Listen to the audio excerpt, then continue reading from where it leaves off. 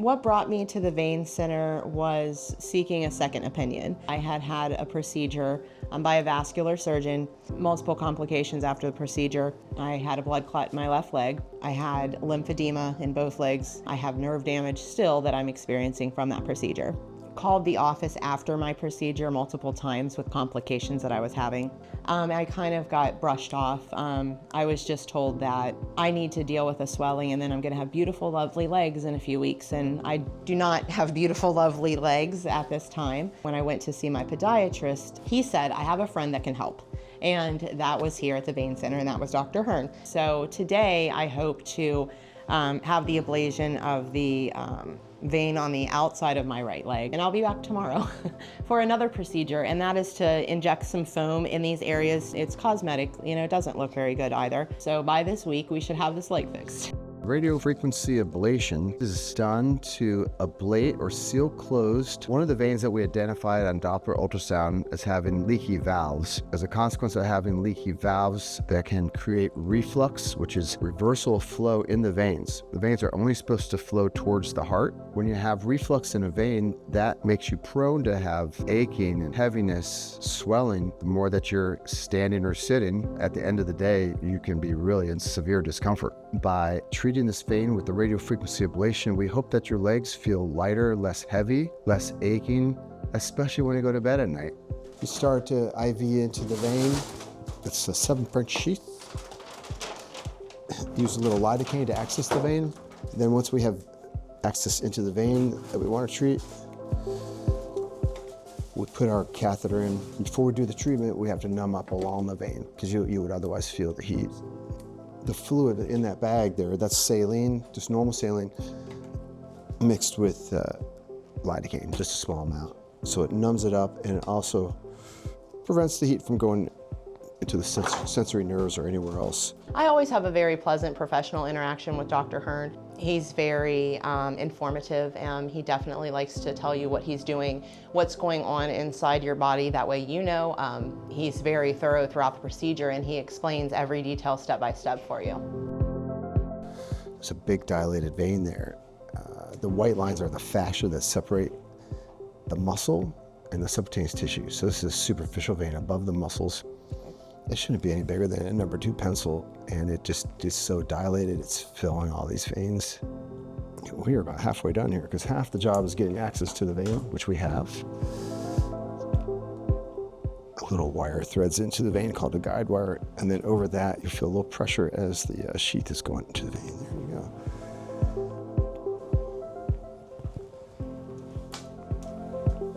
This is a tricky vein because it gets so tortuous. But it's nice for you that the upper maybe 10 centimeters of it is straight. So when you shut that out, it shuts down a lot of that back pressure down there. And then you come up very safely and effectively with the medicine and get it to, so you treat kind of the top side, then which kind of prevents it from flowing to the bottom. You're right, correct. Yeah, our whole goal is to divert blood flow into the veins that are flowing properly. We have a redundant network of healthy veins. There is just a little white dot where the dark circle was. That white dot is our radiofrequency catheter. It causes the vein to spasm down on itself. And the main veins in the leg are at the bottom of the screen called the femoral vein and artery. We stay away from those. So we advance our catheter several inches from the main ones. And now we're going to protect everything around the vein with the fluid. So a couple more injections here, then you're on easy street. And now we're infusing some fluid around the vein. I tell patients we're kind of taking the wind out of the sails. Those veins downstream are like a sail, but with no wind. They're still there. They're not as prominent. So there's the dark fluid that's going around. You can see that white dot pretty prominent there.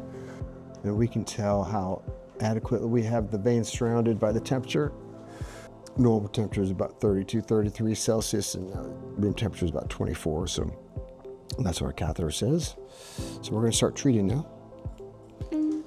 So we treat for 20-second cycles. The catheter heats all the way up to almost 300 degrees Fahrenheit for 20 seconds. And that thermal energy seals the vein permanently.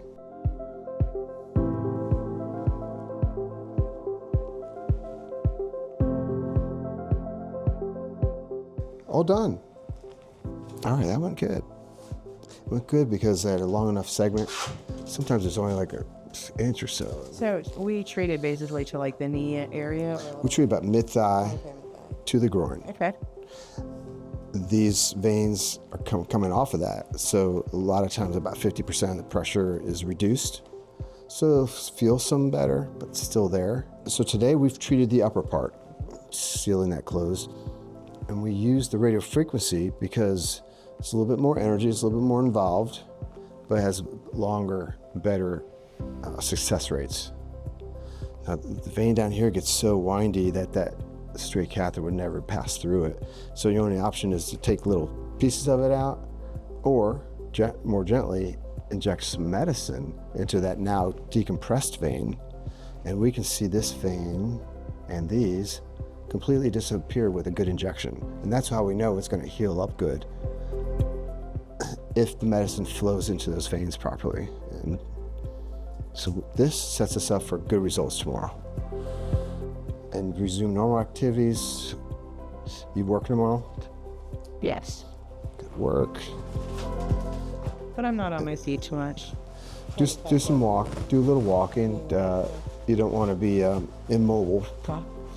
Definitely. Like driving to Disney World or something. Yeah. Then that sets you up for kind of blood clots, but it's very rare. So we did make one little nick to enter into the vein, but it's about half the size of what your other ones are. Another Band-Aid there. And the Band-Aid cures everything. That's what I tell my kids. The first procedure that I had, which was not here at the Vein Center, it was performed by a vascular surgeon. I was under anesthesia.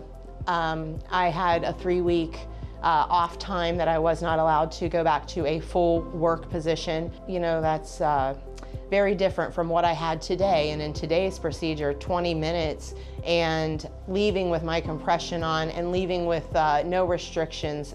Tomorrow I can resume normal activity. So light day today and then back to normal tomorrow, which is amazing. Go to cincyveins.com and schedule a consultation today. The Vein Center of Cincinnati, your center for vein health.